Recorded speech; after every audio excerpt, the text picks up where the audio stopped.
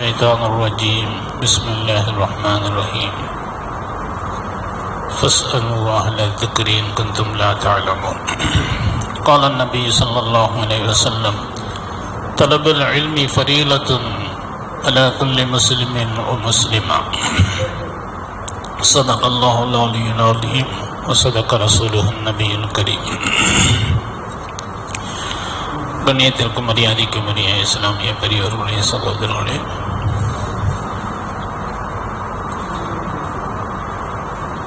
அல்லாஹ்வுக்குரியதையும் அண்ணலும் பெருமானார் ஸல்லல்லாஹு அலைஹி வஸல்லம் அவர்கள் நடைமுறைப்படுத்தி தந்த நபி மொழியையும் செவிமடிப்பதற்காக நாம் இங்கு கூடியிருக்கின்றோம். என்னுடைய பேச்சை யார் கேட்கின்றார்களோ, செவிமடுக்கின்றார்களோ, மனனம் செய்கின்றார்களோ, அதுபோன்று வாழ்கின்றார்களோ அவர்களை அல்லாஹ் பாக்கியமான பார்வை பார்க்கின்றான் என்று பெருமானார் ஸல்லல்லாஹு அலைஹி வஸல்லம் அவர்கள் கூறினார்கள்.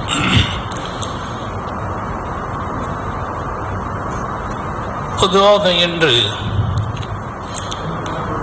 கல்வியை தேடுவதில் உண்டான, மார்க்க கல்வியை தேடுவதில் உண்டான ஆர்வம் கொண்டிருக்கின்றது இளைய சமுதாயத்திடம்.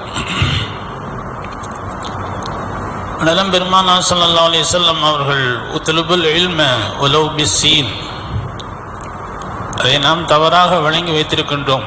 சீனா சென்றாயிரும் கல்வி சீர்கல்வியை தேடி என்பது அதன் பொருள் அல்ல. அரபியிலே லாம் வாவ் லவ் வலவ் குந்த பிஸ்ஸீனி, அங்கே ஒரு வினை சொல் மறைந்திருக்கும். சீனாவில் நீ இருந்தாலும் சீர்கல்வியை தேடி செல் என்பது அதனுடைய பொருள். அறிவின் பொக்கிஷம், அறிவின் பட்டணம் மதீனாவில் இருக்கும்போது சீனா சென்றாயிலும் சீர்கல்வியை தேடி என்று ரசூலுல்லாஹ் இப்படி சொல்லியிருப்பாங்க. இப்போ உஸ்தாத்மார்கள் அதற்கு விளக்கம் இப்படி சொல்லி தருவாங்க. சீனாவில் இருந்தால் கூட கல்வியை தேடி வா என்பது அதற்கு பொருளாகும். இப்போ இன்றைய காலகட்டத்தில் பெரியவர்கள், முதியவர்கள் இவர்கள் கல்வியை எப்படி கற்பது என்றால், இந்த மாதிரி பயான் மஜ்லிஸுக்கு வந்தாலே போதும். உங்களிடம் நான் அரை மணி நேரம் நான் பேச வேண்டும் என்றால் நான் அதற்கு சில மணி நேரங்கள் அதற்கு நான் குறிப்பு எடுப்பேன். அப்போ அந்த இல்மை உங்களிடம் கொண்டு சேர்ப்பதற்காக அந்த முயற்சி, அப்போ அது உங்களிடம் வந்து அது சேருகின்றது. ஜும்மா பயானாக இருக்கட்டும், மற்ற பயான்களாக இருக்கட்டும். அப்போ அதன் மூலமாக அங்கே நம்ம என்ன சொல்கிறோம், அல்லாஹ் இப்படி சொல்லியிருக்கிறான், ரசூலுல்லாஹ் இப்படி சொல்கிறோம். அப்போ இந்த இல்மு வந்து சேர்ந்துருது. சத்திய சஹாபிகள் ஒரே ஒரு ஹதீஸை பெறுவதற்காக அன்று கூட நம்ம காலையில் வரலாற்று தொடரில் சொன்னோம். ஜாபர் இப்னு அப்துல்லா ஒரே ஒரு ஹதீஸை பெறுவதற்காக மதீனாவிலிருந்து ஒட்டகத்தை எடுத்துக்கிட்டு திமிஸ்குக்கு போய் அந்த ஒரு ஹதீஸை தெரிஞ்சுக்கிட்டு, ஏன்னா அவங்கள்ட்ட மட்டும்தான் அந்த ஹதீஸ் இருக்கு. அப்போ இவ்வளவு ஆர்வம் பாருங்க. ஒரு இல்மை தெரிவது 1000 ரக்காத்து தொழுவதை விட சிறந்தது என்று பெருமானார் ஸல்லல்லாஹு அலைஹி வஸல்லம் அவர்கள் சொல்றாங்க. இன்று பெண்கள் மதரசாவாகட்டும், ஆண்கள் மதரசாவாகட்டும், மாணவர்கள் இல்லை. அப்போ நம்முடைய குடும்பத்திலிருந்து, நம்முடைய பிள்ளைகளிலாட்டும் நம்ம குடும்பத்தை சார்ந்த நமக்கு வகைகளில் இருந்து ஒருவையாவது ஆலிமாக்க வேண்டும் என்ற ஆர்வம் கொண்டிவிட்டது. மதரசா மனிதன் ஏற்படுத்தியது அல்ல, அல்லாஹ்வினுடைய ஏற்பாடு, அது ரசூலுல்லாஹ்வுடைய ஏற்பாடு.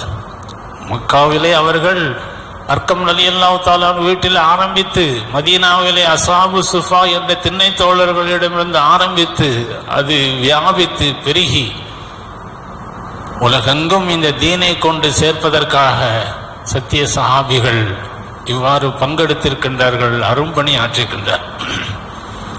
அப்போ ஆலிம் ஆவதும் ஹாஃபில் ஆவதும் பிறர்க்கரிய பாக்கியம். இப்போ நம்முடைய சிந்தனைகள் நாம் இது பிறருக்கு எத்தி வைக்க வேண்டும். நமக்கு இந்த மாதிரியான சந்தர்ப்பங்கள் நம்மளுக்கு கிடைக்கிறதே அல்லாஹ் அது ஒரு பாக்கியமாக தந்திருக்கின்றாங்க. அடுத்த ஜெனரேஷனுக்கு அதை ஊட்ட வேண்டும். நாம் ஷாஃபி ரஹ்மத்துல்லாஹி அலைஹி அவர்கள், அவங்களுடைய தாயார் கஸ்ஸா இப்பொழுது பிரச்சனைக்குரிய இடமாக இருக்கிறதே, அந்த கஸ்ஸாவில் தான் ஷாஃபி இமாம் பிறந்தார்கள். 2 வயதிலே குழந்தை அனாதாகிவிட்டது. குழந்தையை தூக்கிட்டு மக்காவுக்கு போகிறாங்க. ஷாஃபி இமாமுடைய தாயார் மக்காவில் சென்று வசதி உடையவர்களுடைய வீட்டிலே பாத்திரம் கழுவி தன்னுடைய மகனை மக்காவில் உள்ள மதரசாவில் சேர்த்தாங்க. 7 வயசுல ஹாஃபிஸ் ஆயிட்டாங்க. 14 வயசுல அப்பொழுது ஹதீஸ் கிதாப் என்று இருப்பது முஅத்தாலா, புகாரி முஸ்லிம்லாம் வருவதற்கு முன்னாடி ஒரே நூல் இமாம் மாலிக் ரஹ்மத்துல்லாஹுடைய முஅத்தா என்ற ஹதீஸ் நூல் தான். அந்த ஹதீஸ் நூலையும் மனப்பாடம் பண்ணிட்டாங்க.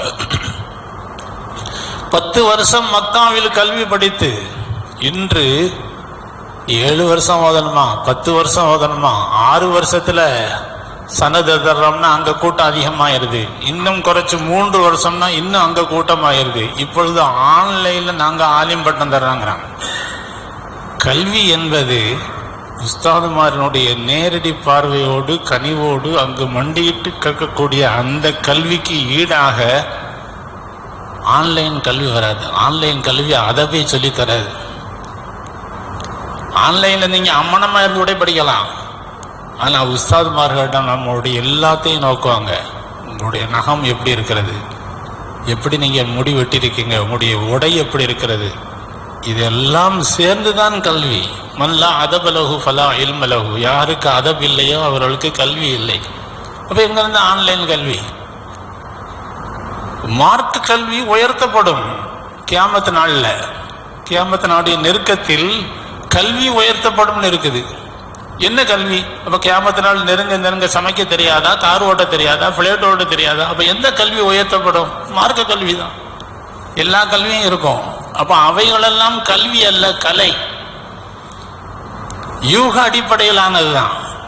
ஒரு மருந்து கொடுத்து பார்ப்போம், இது சரியா வரலன்னா அப்போ வேற மருந்தை கொடுத்து பார்ப்போம். அதுவும் சரியா வரலன்னா வேற மருந்தை கொடுத்து பார்ப்போம். யூகத்தின் அடிப்படையில் உள்ளதுதான் அதெல்லாம். ஆனால் மார்க்கம் திட்டவட்டமாக சொல்லி எதுவும் உள்ள நுழையவும் முடியாது. இதிலிருந்து இது இப்போதைக்கு சரியா வராதுன்னு அதிலிருந்து வெளியில எடுத்தும் போட முடியாது. ஏன்னா இது ஏற்படுத்தியது அல்லாஹ். இப்போ இமாம் ஷாஃபி இமாம் ரஹ்மத்துல்லாஹி மக்காவில் கல்வியை முடித்தவுடன் அவங்க தாயார் சொன்னாங்க, நான் பாத்திரம் தேத்தி நான் சம்பாதிக்கிறேன், நீ மதீனாவில் போய் படிங்க. மதீனாவில் போய் படித்தாங்க. அங்கு 10 வருஷம் முடிஞ்சிடுச்சு. அந்த கல்வியை முடிச்சு விட்டு வந்தாங்க. இமாம் அவங்களுடைய தாயார் சொன்னாங்க, பகதாதுல சிறந்த முஹத்திஸீன்கள் இருக்காங்க, அங்க போய் படிக்கணும். மீண்டும் பகதாது போறாங்க. பகதாதில் படித்து அந்த சிறு வயதிலேயே முஃப்தியாவும் ஆனாங்க.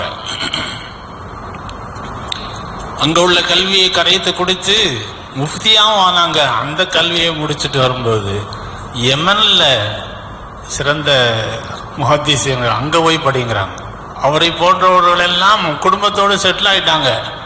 ஆனால் தாயார் 10 பாத்திரம் தேய்த்தி தன்னுடைய மகனுக்கு செலவுக்கு கொடுத்து படி படி படி என்றார். ஹாரூன் ரஷீது பாதுஷாவுடைய காலம். சின்ன கவிதை பிடித்தாலே பொற்காசுகளை வாங்கி வழங்குவார். இமாம் ஷாஃபி ரஹ்மத்துல்லாஹி அவருடைய எல்லை இல்லாத அறிவை பார்த்து அவருடைய கல்வியெல்லாம் பார்த்து தாயாரை பார்க்க போறோன்னு ஒரு பெரிய பொன் முடிப்பை கொடுத்து இதை கொண்டு போங்கிறாங்க. இமாம் ஷாஃபி ரஹ்மத்துல்லாஹி அவர்கள் நம்ம தாயாருக்கு இனி ஓய்வு கொடுத்து அவர்களுக்கு நாம கஷ்டப்பட வைக்க வேண்டாம், அவர்களை சொகுசாக வைக்கணும், இவ்வளோ காசு நம்மள்கிட்ட இருக்குன்னு தந்த காசோட வர்றாங்க. இந்த செய்தி முற்கூட்டியே தெரிய யாரின் மூலமாக தெரிய வருது. இமாம் ஷாஃபி ரஹ்மத்துல்லாஹி தாயார் சொல்றாங்க, ஒரு எல்லா காசையும் ஏழைகள்கிட்ட கொடுத்துட்டு எங்கிட்ட இருந்து எப்படி போனியோ அதே மாதிரி வரணும், கல்வியோட மட்டும் வா, காசெல்லாம் வேண்டாம், எல்லா காசையும் ஏழைகள்கிட்ட கொடுத்துட்டு வந்தாங்க. இப்போ எத்தனை வருடங்கள் கல்விக்காக இவர்கள் கல்வி பயிலும் பொழுது அவங்க உஸ்தாது ஒரு வீட்டில் சாப்பாட்டுக்கு ஏற்பாடு பண்ணாங்க. அந்த அம்மா உப்பு போடாமல் சாப்பிடும். அவங்க மறந்து இவங்களுக்கும் சேர்த்து உப்பு இல்லாமல் சமைச்சு கொடுத்துட்டாங்க. இவங்க சாப்பிட்டு போயிட்டாங்க. அப்போ அவங்களும் உப்பு இல்லாமல் தான் சாப்பிடுவாங்க போட்டிருக்குன்ட்டு டெய்லி உப்பு இல்லாமலே போட்டுக்கிட்டு இருக்காங்க. கல்வியெல்லாம் முடிச்சு விட்டு பயணம் சொல்ல போகும்போது வந்துட்டீங்க சாப்பிட்டு போங்கன்னு சொன்னீங்க. சாப்பிட சொல்லும்பொழுது சாப்பிட்டார்கள். அப்போ ஷாஃபிமா சொன்னாங்க, என்ன சாப்பாட்டில் உப்பே இல்லை அப்படின்னாங்க. அப்போ அவங்க சொன்னாங்க, இத்தனை வருஷமா நான் உப்பு இல்லாமல் தானே போட்டுருந்தேன், இல்லை கல்வியினுடைய நோக்கத்தில் இருந்ததுனால உப்பு இருக்கா உப்பு இல்லையான்னு எனக்கு தெரியலண்ணா. அவங்களுடைய எண்ணங்கள் எப்படி இருந்தது பாருங்க. ஷேகுல் ஹதீஸ் ஜக்கரியா அல் அன்சாரி என்ற ஒரு பெரிய முஹத்திஸ் இருந்தாங்க. அவங்க உணவே எல்லாரும் தர்பூஸ் பழத்தை சாப்பிட்டுட்டு அந்த தோலை தூக்கி போடுவாங்க. அந்த தோலை தின்னுட்டு தான் சாப்பிட்டாங்க. கல்வியை பயின்றார்கள். இப்னு ஹஜர் அஸ்கலானி புகாரியினுடைய விரிவுரையாளர். அவங்க குடும்பமே இல்முக்காக பயணித்தது.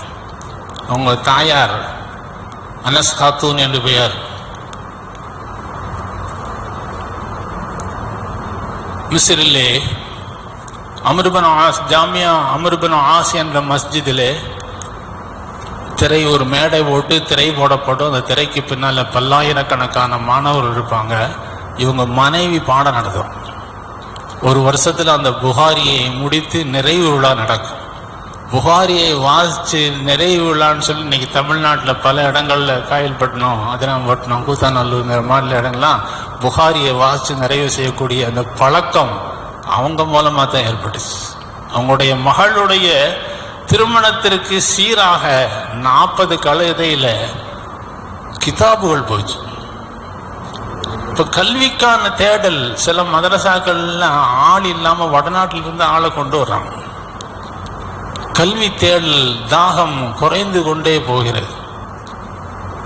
அப்போ எந்த வகையாவது நாம் அதை உயிர்ப்பிக்க வேண்டும். நம்முடைய பெண் மக்களுக்கு பெண்கள் மதரசா இருக்கிறது, ஆண் மக்களுக்கு ஆண்கள் மதரசா இருக்கிறது. உள்ளூர்ல இருந்து தயாரிக்கக்கூடிய இந்த அதாவது பெட்ரோல் ஏற்றிக்கிட்டு போகிற வண்டி பெட்ரோல் இல்லாமல் இருந்தா எப்படி, அது மாதிரி தான் இங்கேருந்து வெளியூரில் உள்ளவங்க பூரா படிச்சுட்டு போகிறாங்க. உள்ளூர் மக்கள் யாரும் இல்லை. அப்போ நம்முடைய ஊர் மக்கள் நம்முடைய ஊரில் உள்ள மதரசாவில் படித்து கல்வி பெற வேண்டும் அல்லவா? அதற்கான என்ன முயற்சிகளை நாம் மேற்கொண்டிருக்கின்றோம். ஊக்கம் ஊட்டுங்க. அதாவது மக்தபு மதரசாவுக்கு ரெகுலராக பிள்ளைகளை அனுப்பினாலே அந்த பிள்ளைகளுக்கு அந்த ஆர்வம் வந்துடும். இதை தெரிய வேண்டும், அதை தெரிய வேண்டும் என்ற ஒரு ஆர்வம் வந்துவிடும். ஆலிம்கள் நிறைந்த சம்பளம் வாங்கல, ஆனால் லைட் அமர்த்திட்டான்னா தூங்கிடுவாங்க, தூக்க மாத்திரை பட மாட்டாங்க, அவ்வளோ நிம்மதியாக இருப்பாங்க. அவங்களுக்கு கொடுத்த ரிஸ்கில் அல்லாஹ் பரக்கத் செஞ்சிடறான். கோடி கோடியாக வைத்திருப்பவர்கள் நைட்டு 2 மணிக்கு போன் போட்டு சத்து தூக்க வர மாட்டேங்க, என்ன ஓதணும்னு கேட்பாங்க. இதை ஓதுங்கன்னு இன்னும் 1 மணி நேரம் கழிச்சு அதை ஓதியாச்சு, இன்னும் வேற என்ன ஓதுன்ட்டு மறுபடியும் போன் பண்ணுவாங்க. அப்போ அல்லாஹ் ஜல்ல ஷானஹு தஆலா ஆலிம்களுக்கு கொடுத்த கண்ணியம். அப்போ அல் இல்மு நூருன், இல்ம் என்பது அல்லாஹ்வின் புறத்திலிருந்து ஏற்படக்கூடிய ஒன்றாக இருக்கின்றது. இக்ரிமா ரலியல்லாஹு தஆலா அவர் இப்னு அப்பாஸ் ரலியல்லாஹு தஆலா 25 வருஷம் கல்வி பயின்றிருக்கிறாங்க. 25 ஆண்டு காலம் வீட்டுச்சரம் மாதிரி வச்சிருந்தாங்க. தொழுகிறதுக்கு சுய தேவைகளுக்கு சாப்பிட்றதுக்கு மட்டும்தான் அனுமதிப்பாங்க, மற்ற நேரம் பூரா லாக்கப். அந்த அளவுக்கு கண்டிஷன். வீட்டுச்சரை மாதிரி வைத்து அந்த இக்ரிமா ரலியல்லாஹு தஆலாவுன்ட்டு இருந்து இன்னைக்கு 3000 தப்சீர்கள் இருக்கிறது. 3000 தப்சீர்களும் இக்ரிமா ரலியல்லாஹு தஆலான்னு இப்படி சொல்லியிருக்காங்கன்ட்டு மேற்கோள் காட்டாம எந்த தப்சீர் இல்லை. இந்த உயரத்தையும் சிகரத்தையும் தொட்டது. அப்போ கல்விக்காக வேண்டிய காலத்தை அர்ப்பணிச்சிருக்காங்க. அப்துல்லா இப்னு முபாரக் ரலியல்லாஹு தஆலா 50 ஆண்டு காலம் ஓதி இருக்கிறாங்க. இப்னு ஹஜர் அஸ்கலானியை பற்றி நாம சொன்னோம். புகாரியினுடைய விரிவுரையாளர், வயதாகி விட்டுச்சு. அவங்க மனைவி தான் அனஸ் காத்துன் புகாரி பாடம் நடத்தணும்னு சொன்னோமா இல்லையா? வயதான காலத்தில் ஒரு பெரிய கல்விமான் வந்து ஹஜ்ஜுக்கு போகிறாங்க, இந்த ஊர் வழியாக வர்றாங்க என்று அவரிடம் சொல்லப்பட்டு, அப்படியா கல்விமானா? அவரை இப்னு அரபா, அவங்க பேர் இப்னு அரஃபா பின் மாலிக் அப்படிங்கிறவங்க அந்த வழியாக ஹஜ்ஜுக்கு போகிறாங்க. அவரை போய் இங்கே சந்திக்க போகிறாங்க. அவங்கள்ட்டேருந்து எதையாவது தெரியணுமே. எந்த வயசு தள்ளாத வயசில் போகிறாங்க. அவங்கள்ட்ட போய் கேட்குறாங்க, ஜம்சம் கொஞ்சம் சப்பு தண்ணி மாதிரி இருக்குதே அப்படின்னு கேள்வி கேட்குறாங்க. அப்ப அவங்க சொன்னாங்க, இன்னமா இஷ்ரபு தஅப்புதன் வலா தலத்துதன், அது இபாதத்துக்காண்டி குடிக்கப்படக்கூடியது, இன்பத்திற்காண்டியும் மதுரத்துக்காண்டியும் கொடுக்கப்படக்கூடியது அல்ல. இப்போ இப்னு ஹஜர் ரஹ்மத்துல்லாஹி அலைஹி அவங்க சொல்றாங்க, எத்தனையோ பேர்கிட்ட நான் விளக்கம் கேட்டேன், அதனுடைய பதில் எனக்கு திருப்தி இல்லை, நீங்க சொன்னதுதான் எனக்கு திருப்தியா இருக்கு. அப்போ தள்ளாத வயசுல கூட ஒரு சந்தேகத்தை போய் தேடி போய் நிவர்த்தி செய்யக்கூடிய அந்த ஆர்வம் சஹாபிகள் காலம் தொடுத்து தாபியன்கள் காலம் வரைக்கும் இருந்தது. இமாம் மாலிக் ரஹ்மத்துல்லாஹி அலைஹி அவங்க மதீனத்துல் முஅல்லிம்னு சொல்லுவாங்க, மதீனாவில் பாடம் நடத்தக்கூடிய ஆசிரியர்கள். அதுக்கு பின்னால தான் பக்கத்தில் வீடு இருக்கு. அப்போ ஹதீஸ்ல எல்லாம் வந்து சபர் சேர் போட்டிருக்காது, இலக்கணம் தெரிஞ்சுட்டா அது என்ன செஞ்சிடலாம், வாசிச்சிடலாம். இப்போ மாணவர்களை பாடம் நடத்திட்டு ஹதீஸை வாசிக்க சொல்லுவாங்க. மாணவர் தவறாக வாசிச்சா அங்கே கதவு தட்டப்படுறோம், அவங்க மக இருந்து தவறாக ஓதுறாங்கிறது இஷாரா செய்வாங்க. எந்த அளவுக்கு பெண்கள் உயர் கல்வியை பெற்றிருக்காங்கன்னு பாருங்க. உமர் ரலியல்லாஹு தஆலாவுடைய வஃபாத்துடைய நேரத்தில் வஃபாத் ஆயிட்டாங்க. அப்போ சிலர் அழுதாங்க. அழுதவுடன் ஒரு ஹதீஸை சொல்றார். மையத்து வீட்டில் அழுதம்னா அழுதத்தின் காரணமாக அந்த மையத்துக்கு வேதனை செய்யப்படும் ஒரு ஹதீஸ் இருக்கு. அந்த ஹதீஸை சொன்னவுடன் எல்லாரும் அழுவையை நிறுத்திட்டாங்க. இப்னு அப்பாஸ் ரலியல்லாஹு தஆலா கொஞ்சம் சின்ன வயசு தான். அவங்க போய் அன்னை ஆயிஷா ரலியல்லாஹு தஆலாட்ட கேட்குறாங்க, இப்படி ஒரு ஹதீஸ் இருக்க, இதனுடைய விளக்கம் என்ன என்று கேட்டவுடன் அன்னை ஆயிஷா சித்திகா தான், அந்த ஹதீஸுக்கு விளக்கம் அப்படி அல்ல. குறைசி காஃபிர்கள்ட்ட மையம் விழுந்துச்சுன்னா காசு கொடுத்து மாரடிச்சு அழுகுறதுக்காக வேண்டி ஆளை கூட்டு வருவோம். அப்படி அழுதா தான் அந்த மையத்துக்கு வேதனை. வல்லா தசிறு வாசிரத்தின் விசிறு, ஒருவர் செஞ்ச காரணத்துக்காக இன்னொரு ஆளுக்கு ஏன் வேதனை செய்யப்படும். அதாவது சத்தம் போட்டு ஒப்பாரி அழக்கூடாது என்பது வேற ஹதீஸ் இருக்கு. மையத்திற்கு வேதனை செய்யப்படுங்கிற ஹதீஸுக்கு விளக்கம் இப்படி காசு கொடுத்து அழுவ வைக்கிறாங்கல்ல, அப்படி அழுதம்னா இவனே சொல்லிட்டு போவான், நான் செத்து போயிட்டா இந்த காசை வச்சு ஒப்பாரி வைக்கிறவங்களுக்கு இதை கொடுத்துக்க, இவனே ஏற்பாடு செய்வான். அப்ப அவனுக்கு அதுல பங்கு இருக்கு. அப்படி உள்ளவனுக்கு தான் அந்த வேதனை செய்யப்படும். அதுதான் அந்த ஹதீஸ் விளக்கம். அப்ப இத்தனை பெரும்பெரும் சஹாபிகள் இருக்கிறாங்க. இந்த ஹதீஸுக்கு விளக்கத்தை சொன்னது யாரு? அன்னை ஆயிஷா சித்திகா ரலியல்லாஹு தஆலா அன்ஹா. பெண்கள் இத்தனை உயரத்தை பெற்றதின் காரணமாகத்தான் ஏராளமான சஹாபிகள் திரைக்கு பின்னால் அவர்களிடம் பாடத்தை படித்தார்கள் என்பதை பார்க்கின்றோம்.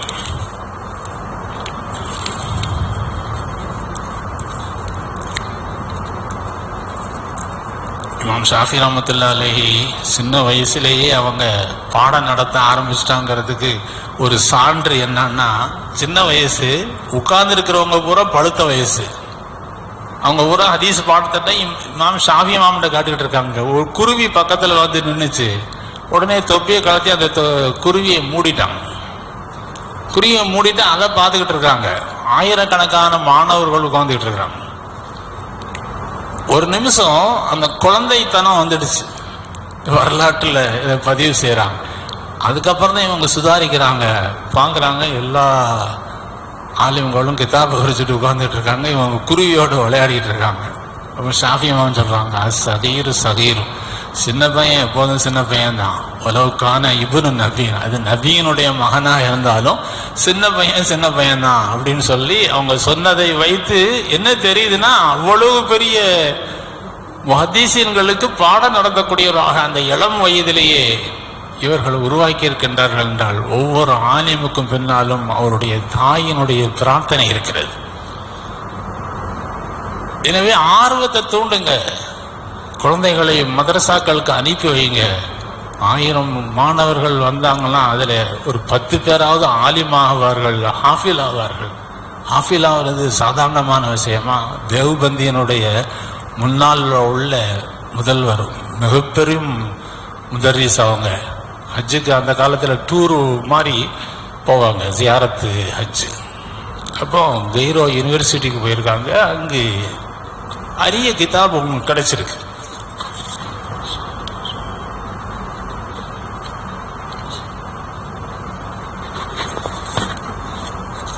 அதாவது லைப்ரரிக்கு போயிருக்காங்க. அப்போ அங்கே இதை நான் அப்போ அந்த காலத்துலலாம் இந்த காலம் மாதிரி ஜெராக்ஸ் எல்லாம் அப்போ கிடையாது. என்னுடைய ஒனாவுக்கு முந்தி உள்ள காலம் அது. இதை நான் இந்தியாவுக்கு எடுத்துகிட்டு போய் இதை நான் பெயர்த்து எழுதிட்டு திருப்பி நான் கொண்டு வர்றேன்னு சொல்லி அனுமதி கேட்கும் பொழுது நூல் நிலையத்தினுடைய விதிகள் அதற்கு ஒத்து வரல. இல்லை, அதை நாங்கள் செய்ய முடியாது அப்படி எங்கள் உள்ள ரூல்ஸ் அதுதான். எனவே அவர்கள் டெய்லி அங்கே இருக்கிற காலம் பூரா என்ன செய்கிறாங்கன்னா, டெய்லி போவாங்க, அந்த கிதாப் எடுத்து பார்ப்பாங்க. டெய்லி தினசரி போவாங்க, அந்த கிதாப் எடுத்து பார்ப்பாங்க. இந்தியாவுக்கு வந்து அந்த கிதாபை அப்படியே எழுதினாங்க. எழுதி இன்னொரு பிரதியும் எழுதி அதை அந்த நூல் நிலையத்துக்கு அனுப்பி சரிதானான்னு கேட்டாங்க. அவங்க வந்து பெரிய ஆச்சரியப்பட்டாங்க. இது ஒரு பெரிய அதிசயம். அந்த கிதாபை அப்படியே எழுதிட்டாங்கங்க. அவ்வளவு நினைவாற்றல். அவங்க ஒரு ஹாஃபீஸ் பட்டமளிப்பு விழாவில் அவங்க சொல்றாங்க, இந்த அளவுக்கு நான் படிச்சேன்னா குர்ஆனை மனப்பாடம் பண்ணல. அப்ப குர்ஆனை அல்லாஹ் தேர்ந்தெடுத்தவர்களுக்கு கொடுக்குறாங்க. அவங்க சொல்றாங்க, அவங்க பணியோட சொல்றாங்க, அவங்க பெரிய இல்மாளி, நான் இதையெல்லாம் மனப்பாடம் பண்ணிட்டு வந்தேன், ஆனால் குர்ஆன் ஹாஃபீஸ் நான் இல்லை. இப்போ குர்ஆனை ஹாஃபீஸ் ஆக்குறது அல்லாஹ் தேர்ந்தெடுத்து இந்த உள்ளத்தில் குர்ஆனை வைக்கணும்னு சொல்லி அல்லாஹ் தேர்ந்தெடுக்கிறான். அது குர்ஆன்ல அல்லாஹ் சொல்கின்றான்.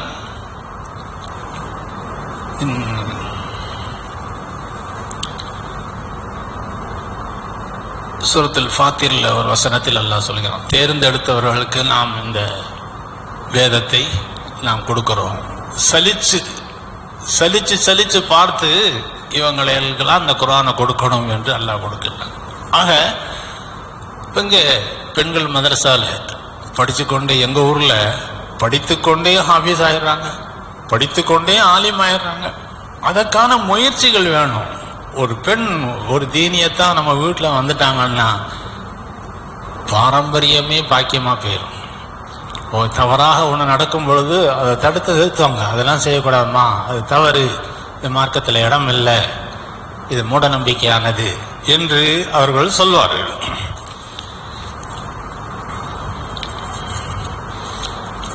ஏற்கனவே நாம் பகிர்ந்த விஷயம்தான், பெண்கள் மதரசாவில் பகிர்ந்த விஷயம்தான். அப்போ காலால் விளையாடக்கூடிய கத்தரில் அந்த கால்பந்தாட்டத்திற்கு காலே இல்லாதவர் தான் கிராத் ஓதுனர். ஒரு பேர் கனிமத்துல் முஃப்தா. அவர் அவருடைய தாயின் கருவறையில் கர்ப்பமாய் இருக்கும் பொழுது, இந்த குழந்தை உருவெடுத்த பொழுது அந்த மருத்துவர்கள் சொல்லிட்டாங்க, இடுப்புக்கு கீழே ஒன்றும் இல்லை, குழந்தைய கலைச்சிடலாமா, அபார்ஷன் பண்ணிடலாமா அப்படின்னு சொன்ன உடனே, பொதுவாக உயிர் ஊட்டப்பட்டுடுச்சுன்னு சொன்னால் அந்த குழந்தைய கொல்லுது கொலை தான். குழந்தை பெறாமல் வேணா தடுக்கலாம், ஆனால் உயிர் வந்துடுச்சுன்னு சொன்னால் அந்த குழந்தையை கொல்வது கொலை குற்றம், வேண்டாம். இப்போ இந்த தாயிடம் மார்க்கத்தின் இல்மு இருந்தது. இப்போ அல்லாஹ் ரிஸ்க் அளிக்கக்கூடியவன், அந்த குழந்தையை நம்ம காப்பாற்றலாம், கணவரிடம் சொல்லலாம், அந்த குழந்தைக்கு வலது கையாக நான் இருக்கிறேன், இடது கையாக நீங்கள் இருங்கன்னாங்க. கணவரும் சம்மதிச்சாங்க. இன்று 54 அரபு நாடுகள் எங்கள் நாட்டுக்கு வா, எங்கள் நாட்டுக்கு வா என்று அந்த பையனை கூப்பிடுது. ஆலிம் ஆக்கினார்கள், ஹாஃபில் ஆக்கினார்கள். அல்லாஹு தாலா அவ்வளவு சிறப்பை கொடுக்குறான். குர்ஆனை கொண்டு அல்லாஹ் உயர்வடைந்தவர்கள் ஏராளம். சாலிம் மௌலா அபி ஹுதைஃபா, கரிப்பன அடிமை, தோற்றப்பொலிவு கம்மி. அந்த அடிமையை அவருடைய எஜமான் விற்க வருகிறார் சந்தையில்.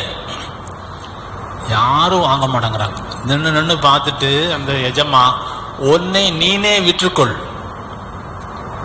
ஏதாவது கிடைச்சுன்னா என்கிட்ட கொண்டு வந்தா அப்படின்னு சொல்லிட்டு போயிட்டார். என்னை யாராவது வாங்கிடுங்க அப்படின்னு சொல்லி சாலிம் தன்னை விற்று கொண்டிருக்கிறார். இப்போ அந்த காலத்தில் அப்படித்தானே. ஹுதைஃபா ரலியல்லாஹு தன்னுடைய மனைவி சரி ரொம்ப சீப்பாக இருக்கான்னு வாங்கி கணவருக்கு அன்பளிப்பாக கொடுத்தாங்க. ஹுதைஃபா ரலியல்லாஹு தஆலா அவங்க இஸ்லாத்தை தழுவும் போது சாலிம் அவங்களும் இஸ்லாத்தை தழுவுனாங்க. இவருடைய இபாதத்தை பார்த்து ஹுதைஃபா ரலியல்லாஹு தஆலா அவர்களை உரிமையிட்டார்கள். ஆயிஷா ரலியல்லாஹு தஆலா அவர்கள் வீட்டிற்கு தாமதமாக வருகிறார்கள். பெருமானார் ஸல்லல்லாஹு அலைஹி வஸல்லம் என்ன லேட் ஆயிடுச்சுன்னு கேட்குறாங்க. இல்லை, சாலிம் ஓதுறதை கேட்டுக்கிட்டு நின்றுட்டேன், மெய் மறந்து நின்றுட்டேன். சாலிம் ஓதுறதா? ரசூலுல்லாஹ் மறுபடி சட்டையை போட்டுக்கிட்டு போகிறான். சாலிம் ஓதுதல் அவ்வளவு அழகு. குர்ஆனை கற்றுக்கொள்ளக்கூடிய 4 பேர்களில் அவங்க ஒரு ஆள். உமர் ரலியல்லாஹு தஆலா அன்ஹு அவர்கள் குத்தப்பட்டு அவர்கள் மரணப்படுக்கையில் இருக்கும் பொழுது 10 பேரை, அதாவது சொர்க்கத்தை கொண்டு சோபனம் சொல்லப்பட்டவர்கள் அபூபக்கர் சித்தீக் ரலியல்லாஹு தஆலா இல்லை, உமர் ரலியல்லாஹு தஆலா தான் இப்போ பாதிப்பு இருக்காங்க. மிச்சம் 8 பேரில் நீங்கள் ஏற்படுத்தி உங்களுக்குள்ள ஒரு ஆளைய நீங்கள் கலீஃபாவாக ஆக்கிடுங்கன்ட்டாங்க. அப்போ அவங்க சொன்னாங்க, அபூபக்கர் சித்தீக் ரலியல்லாஹு தஆலா அன்ஹு எனக்கு பின்னால் உமர்னு சொல்லி தீர்மானமாக ஒரு தெரிவு செய்து ஒரு லெட்டர் எழுதிட்டாங்க. அது மாதிரி நீங்கள் ஒரு ஆணை தேர்ந்தெடுத்தா என்ன என்று சொன்ன பொழுது உமர் ரலியல்லாஹு தஆலா சொன்னாங்க, சாலிம் ரலியல்லாஹு தஆலா அப்போ இல்லை, சாலிம் மட்டும் இப்போ இருந்திருந்தா சாலிமை நான் எனக்கு பிறகு ஹலீஃபாவாக ஆக்கியிருப்பேன். தன்னைத்தானே சந்தையில் விற்று வந்தவர் குர்ஆனை கொண்டு எந்த அளவுக்கு உயர்ந்திருக்கிறார்கள் என்றால் உமர் ரலியல்லாஹு தஆலா அன்ஹு அவர்களுக்கு பின்னால ஹலீஃபாவாக ஆகிறதுக்கு உண்டான தகுதியில் அவங்க இருந்திருக்காங்க. இடவெள்ள கவர்னராகவும் இருந்திருக்காங்க சாலிம். அப்போ குர்ஆன் நீங்கள் பிரியப்பட்டாலே அல்லாஹ் தஆலா பிரியப்படுறேன்னு அர்த்தம். அல்லாஹ் உங்களுடைய அந்தஸ்தை உயர்த்துவான். எனவே மார்க்க கல்வி பயில்வதற்கு பிறரை தூண்டுங்கள். நம்ம மஹல்லாவில் மாசா இருக்குது, ஆண்களுக்கான மதரசாவும் இருக்குது, பெண்களுக்கான மதரசாவும் இருக்குது. அறைகோல் விடுகின்றோம். உள்ளூர் பிள்ளை யாரும் இல்லை. அவங்க குழந்தைகளை மார்க்க கல்வியை கொடுப்பதற்கு தான் கொடுக்குறோம். தீனை கொடுக்க வேண்டும். ஒரு தகப்பன் தன் பிள்ளைக்கு சொத்து சேர்க்கிறதிலே மிகச்சிறந்த அன்பளிப்பு மார்க்க கல்வியையும் ஒழுக்கத்தையும் கொடுக்கறதான ஹதீஸ் இருக்கு. எனவே அதற்கான முயற்சியில் நாம் ஈடுபடுவோம். அல்லாஹ் நல்ல தௌஃபீக் செய்தருள் புரிவானாக.